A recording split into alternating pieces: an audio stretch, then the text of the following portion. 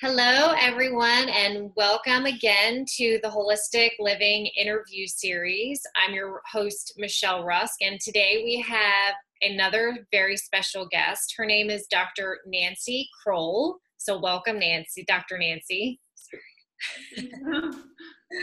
We're so excited to have you here today. So Dr. Nancy she's a wellness and vitality expert. She helps her clients regain the vitality and health that is their birthright. Dr. Nancy is a licensed doctor of Oriental Medicine.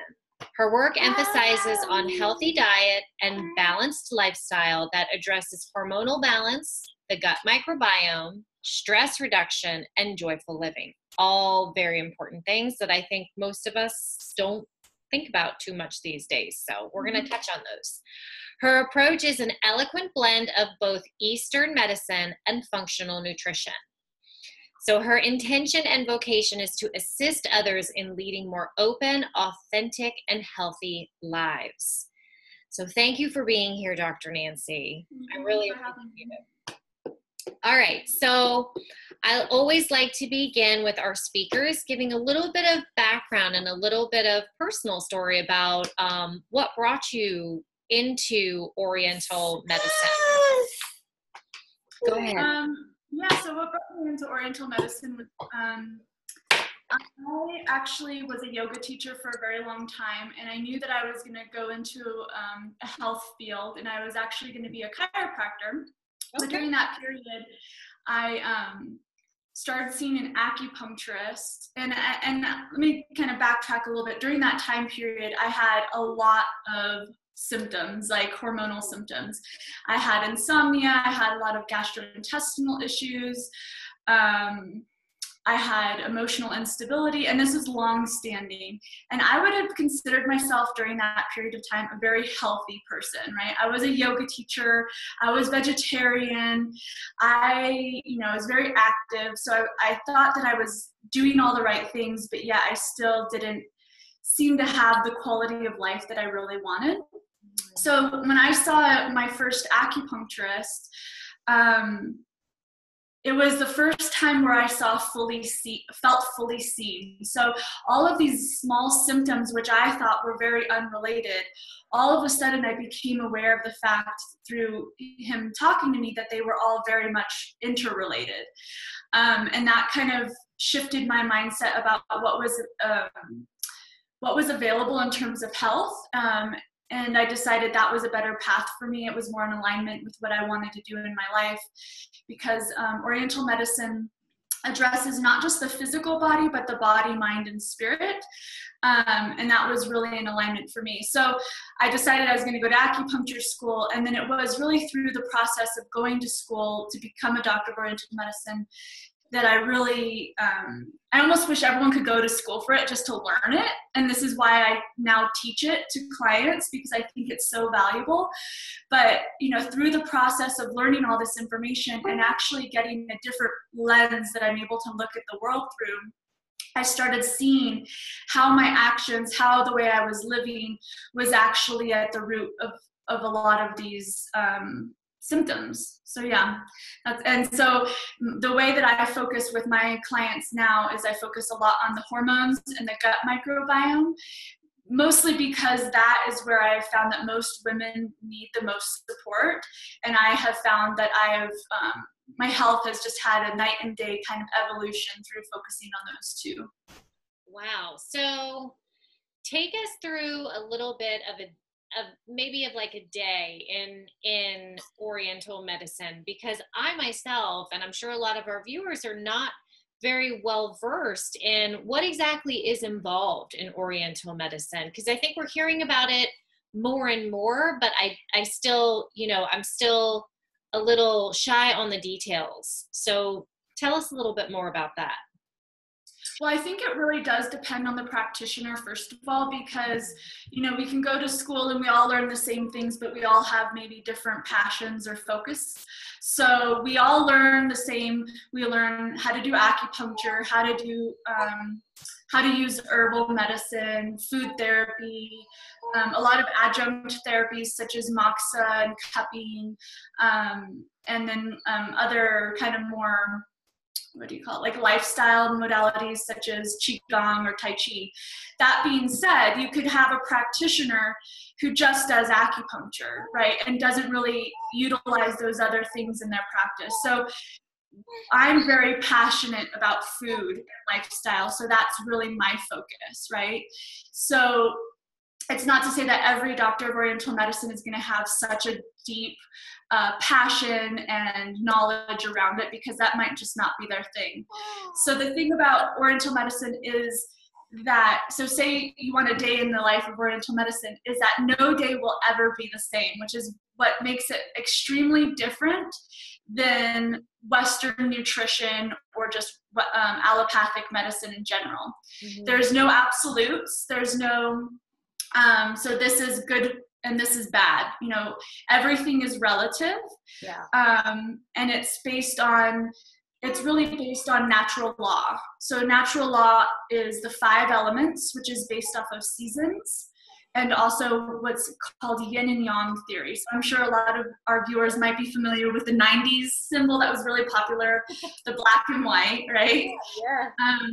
But all of life can be essentially categorized into yin or yang, and it's very relative to one another. So the moon and the sun are, for instance, very yin and yang. The sun is yang, the moon is yin. One cannot exist without the other, right? So black would be yin, white would be yang, but everything's relative. So everything in life can be broken down into these same things. So if you take, for instance, the American culture, okay, that is a very yang culture. Yang culture is very like driven, focused, go, go, go, go. And that's why so many people are out of balance, because we want balance in order to have health. If we were a more balanced culture, we would also cultivate more yin things, which would be meditation, contemplation, rest, these things that more Eastern cultures typically do promote, even though they're moving more in a Western way now. So that's kind of the basis of Oriental medicine. And then the five elements, which is based off of Taoism, which is not a religion, but it's a way of looking at life. And that's based on the seasons. So there's 4 seasons in most people's minds, but in Oriental medicine, there's actually 5 seasons. So there's spring, which is the element of wood. There's summer, which is the element of fire. Then there's late summer, which is the element earth. And then there's fall, which is the element of metal. And then there's winter, which is the element of water. So basically, all of these things, it can sound really overwhelming when you're starting to think about it, but we need to be living in harmony with these seasons. In order for our body to be in harmony. So there's kind of certain things that you do in each season. There's certain foods that you eat. There's certain practices that you do. And that creates a natural rhythm in life. And unfortunately, in modern life, we've become very detached from this, even though it's a very natural thing, because we live in our, heated square boxes in the winter time, and then we go to our heated cars, and then we go to our heated office, right? So we don't have that connection to the elements, versus historically we would have known it was cold and we would have responded, very naturally to those things. So that, I guess does that make sense? It's very changeable, I guess. Yeah, but I think that it's lovely to think of it in that way, because you're right. In today's day and age, how you put it, like we go from our heated houses to our heated cars, everything is kind of done for us in a way. So, and that's part part of the reason why I'm doing this series, and I'm so happy to have you too, is because a lot of us, I think, have really forgotten how to listen to our body's instincts. You know, we've forgotten to tune into, we're so busy. Everybody's so busy. I have 4 kids. I get it. You know, it's like crazy, but it is really important. And unfortunately, it takes a lot of us to get to that tipping point where we're sick. You know, that's what happened to me. Like, I got to that tipping point where I got sick, and I got sick of it, you know, sick of being sick. And I started shifting my lifestyle over to a more holistic lifestyle. So I think you bring up such good points, and Oriental medicine, I mean, that's beautiful. So thank you for sharing that. Yeah, and something that you said that you said so many of people are sick, right? And it wasn't until you reached that tipping point until you decided to respond on it. I think that is the case for most individuals. And what I love about Oriental medicine is it actually empowers the individual to practice a preventative form of medicine as well. And I know that it's kind of a new concept for most people. Most people kind of have this mentality of like, don't fix it till it's broken. But if we can, health is easier to maintain than it is to restore. So if you're able to learn these skills to maintain your health and regain balance before you're at this kind of detrimental place, you end up having a lot easier time. Because what most people don't understand is that most symptoms, whether like no matter how minor, right, like the headache, the little bit of gas, all of these things that are very livable are actually the body's way of communicating with you that something is not right. And unfortunately, we're not taught, because our parents don't know and all this sort of, society doesn't know, but we're not taught to know how to respond to these ways of our body communicating to us. So the average person has a headache and they take an Advil, or they have some gas and bloating and they think, oh, well, or, so there's no getting to the root of the issue. There's more masking of the symptoms happening. And then what happens is the longer you don't listen to your body's communication, that's when you reach the tipping point where your body's screaming, listen to me, you have to listen to me. Yeah. And then eventually people have to listen. Mm-hmm. Yeah. And I mean, and for some people that's really, really sick. For some people, it's in the hospital sick. Like by the time somebody, typically in our day and age, is diagnosed with celiac disease, they have full blown, and they are so sick because they're so malnourished. So, but there are so many signs before that yes, we really need to start paying attention to our body. So now I want to switch gears and go into a little bit about gut and gut health and why it's so important, because I learned that. So share that with us. Yeah, so in Oriental medicine, there's kind of 3 different, all of the elements in the organ systems are very important, but you'll see oftentimes the elements with the earth element in the center, and they use this as well for feng shui. And the earth element has to do with digestion. So the associated organs to the earth element are the spleen and the stomach. And the basis behind it is if we don't have proper digestion, then we're not going to be assimilating our foods, and we're not going to be able to have basically a free flow of energy elsewhere. So I've taken that kind of concept and I've just started to go kind of a little bit more functional, in that I do functional lab testing with a lot of clients and then really focus on the microbiome that way. But you'll see that oftentimes if the gut health is not where it should be at, people will have skin disorders, they'll have a lot of emotional disturbances, anxiety, depression, lack of energy. There's a lot besides just people, when they think gut health, oh my gut is fine, I poop every day, I don't have any gas or bloating, but there's so much more to the gut health than just digestion. So typically if someone comes with me with any really chronic long-standing problem, I'll look to the gut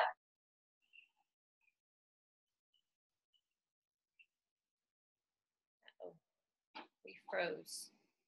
Hang on, everybody.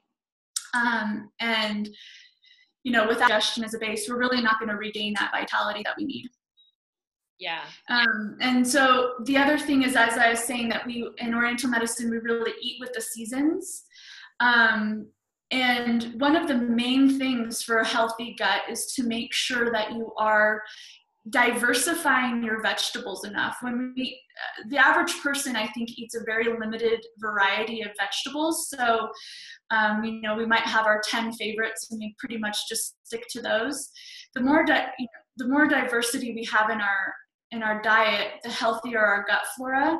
So that's kind of the more Oriental aspect. If you're actually eating with the seasons and you're eating what would be in season, it almost forces you to diversify what you're eating. Mm-hmm. Yeah, and that, I guess that really, really makes sense, because I had a personal experience. We grow a garden in our backyard, and we typically just do like a spring and a summer garden. Mm-hmm. But I can definitely say that when I eat the vegetables out of my garden, there is a different feeling. There's a different sense of, I don't know, like health, I guess, that I get from it. I was actually thinking it was more of a mental, kind of a mental thing, but that's kind of a real thing, is what I'm getting out of what you're saying. Well, yeah, and like, I mean, besides the fact that you're eating with the seasons during that time, you're also getting more vitality. So, you know, every living thing has life force. And so when you're growing your own plants, or you're growing your own food, you're getting that life force immediately after you're cutting it, right? Things that have been in the store for a long time have been sitting for months before you're getting it. So that life force, even though it's obviously better than processed foods, it's become somewhat depleted. And then also, if you're growing your own food, you're getting a little bit of those microorganisms from the soil. So I mean, in general, when we can grow our own food, we're getting so much more than just, you know, the positive feeling of growing it. We get, you know, more life force. We get the little microorganisms that help our gut health. And in general, I just think homegrown food feels more vital. Yeah, and they taste better. Yeah. They really, really do. They taste better. So if any of you have never grown a garden, I would definitely say now is it's a great time to start. Yeah. So when we were talking about the gut, you did mention like emotional disturbances. What kind of emotional disturbances, you know, might you see if your gut is out of balance? So I think this really depends on the individual, but so this is not based on just Oriental medicine. This is also like a more functional medicine view of gut health. But so when we have an imbalanced gut flora, it creates an imbalance in the pH in the gut. So what happens is when there's an imbalance in the pH, it creates laxicity in the cell lining. So little fissures. So the cells are like little soldiers lined up side by side. When there becomes laxicity, there's space for things that should be going through the gut to leach out into the blood. Okay, so this is what then causes inflammation, which everyone's like, oh, I have inflammation. Where did it come from? Number one cause of inflammation is your gut. Probably secondary is environmental, but I would always look at the gut first. Yeah. So when we have this inflammation, you know, we have an the blood goes everywhere in the body, right? So the blood goes to the brain as well. So when we have any sort of inflammatory response in the brain, it can cause different emotional disturbances. So I think that is really very individual, but you know, you'll see anxiety, depression, I would say even autism, schizophrenia. I mean, it can really range from just kind of something that's completely livable to something that's very debilitating. Wow. So yeah, I think that when someone starts to address their gut health, they automatically just start to feel better. I've had many women who are my clients come off, depression medications from healing their gut. And that's just because, when you start to actually nourish your body and you start to decrease that inflammation, the body will heal itself.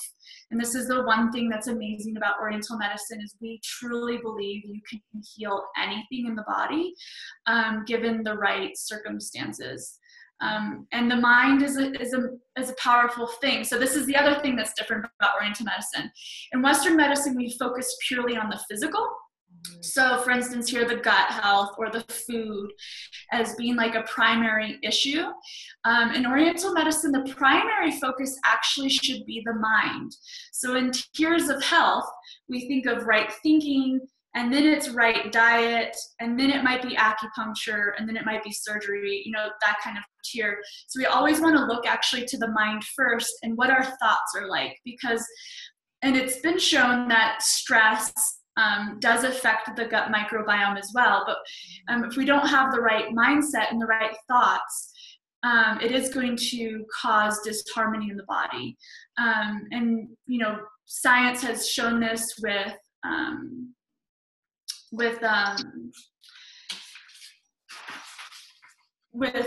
quantum physics. So how energy affects energy. So when our minds is basically energy, our thoughts are energy, and our physical body is energy. So when we have thoughts that are harming, whether they're negative for ourselves or towards others, that affects the health in the entire body. So typically a client of mine, if I see that they're doing all the right things, but they're still not getting better, I look to what their mindset is. What is their stress level? What are they thinking? Because there is no separation. We like to think of our body as life in general. We like to think, I've got my relationship, I've got my job, I've got my body.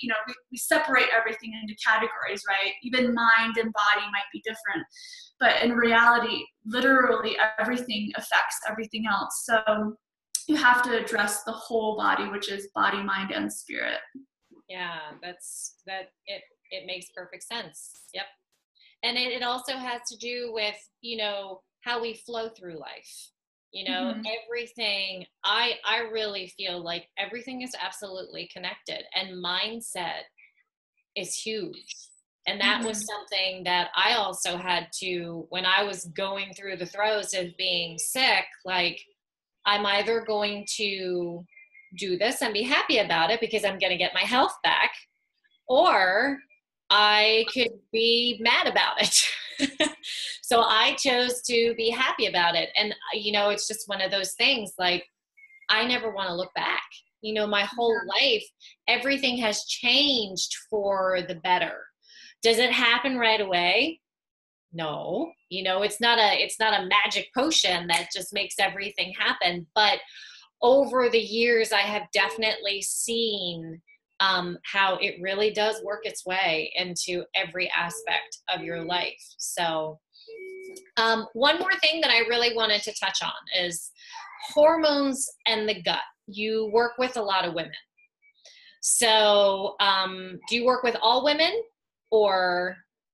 Yeah, I have clients of every age, mostly adult women. So yeah, there's not a specific age range that I've been focusing on necessarily.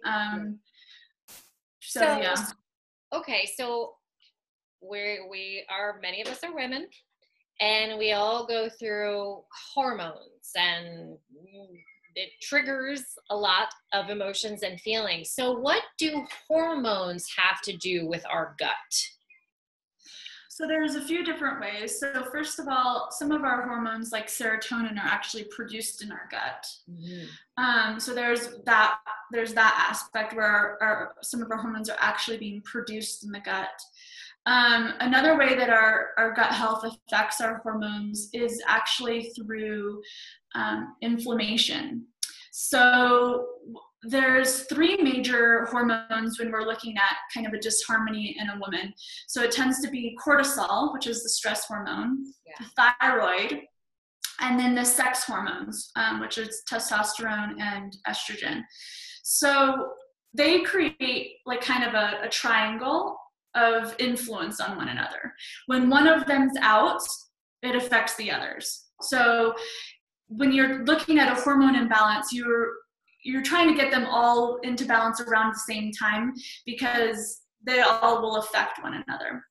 So with our gut health, when we have inflammation, there's a few different ways that this can kind of wreak havoc on our hormones. So when we have inflammation and, maybe we're eating a lot of gluten can actually cause an autoimmune response on the thyroid. Okay.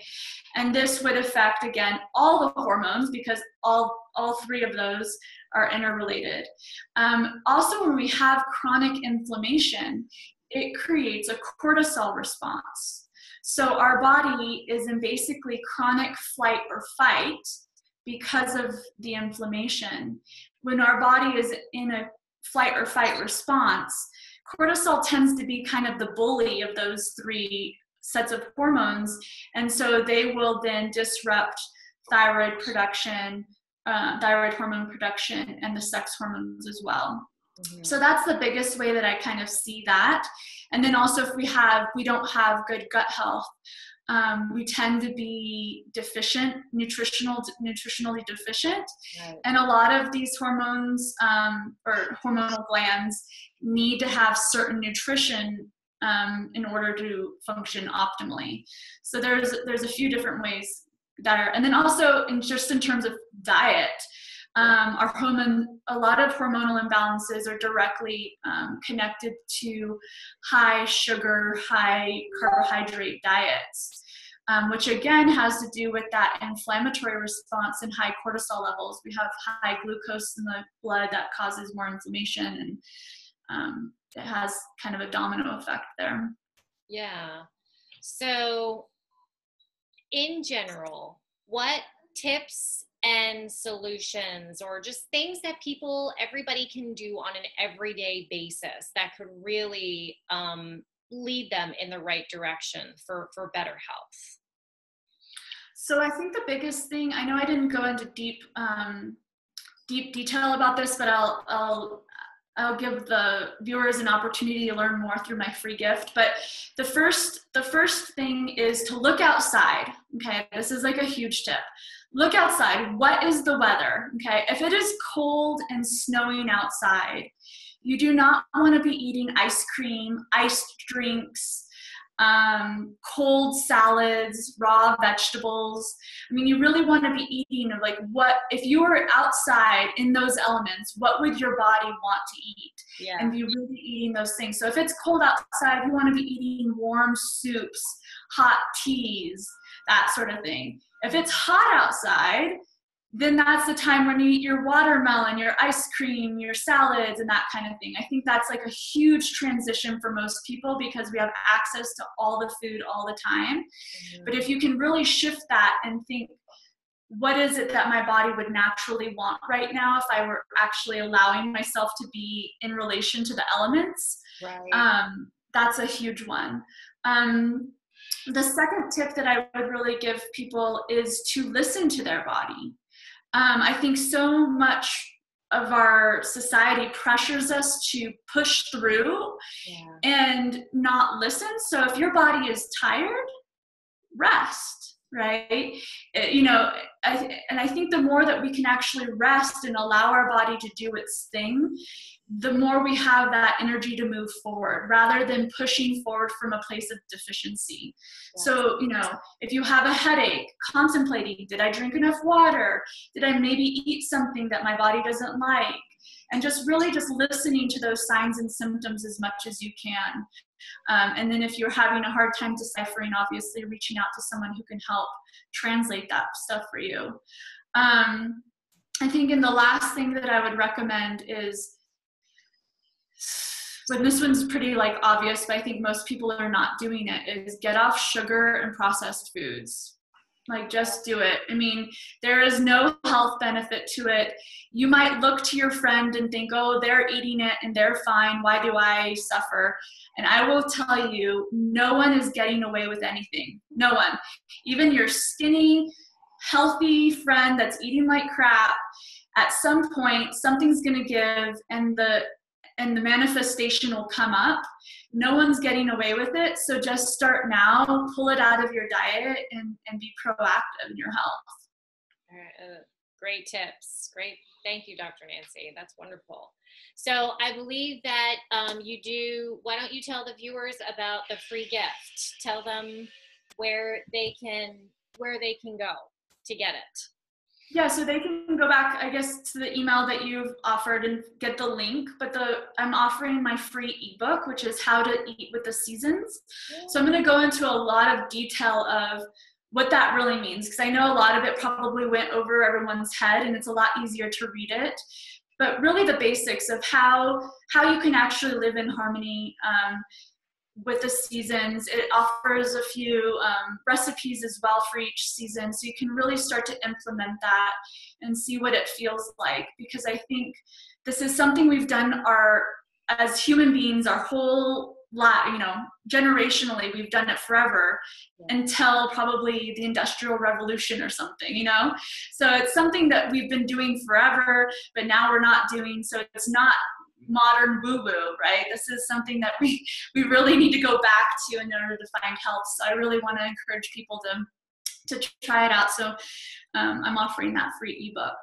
That's awesome. And I'm going to take advantage of that too, because I love, like, that's actually, and even for our viewers, not only for you, but for our kids, it's so important to educate them and to really show them, how to get in touch with these kinds of things, and so that they do know when they're older, and then they can teach their kids, because this is something really important, I think, just in general, that we do need to be instilling in our own kids.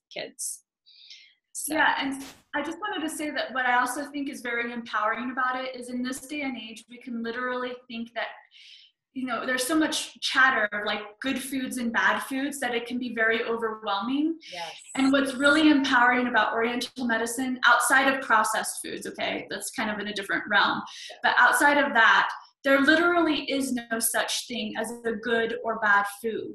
So really learning how to adjust to the seasons of your life, of nature, allows you to see when it is appropriate to eat those foods. So even something healthy like kale, there's a time and place for that, or red meat. So some people think red meat is bad. In Oriental medicine, there's no such thing as a good or bad food. It's just knowing when you should eat it. That's fantastic. That's yeah. Great. Well, thank you again. I'm so happy that you came on today and that you shared all this awesome information with our viewers. So thank you, everybody, for joining us, and we hope to see you soon. Thanks. Bye. Bye.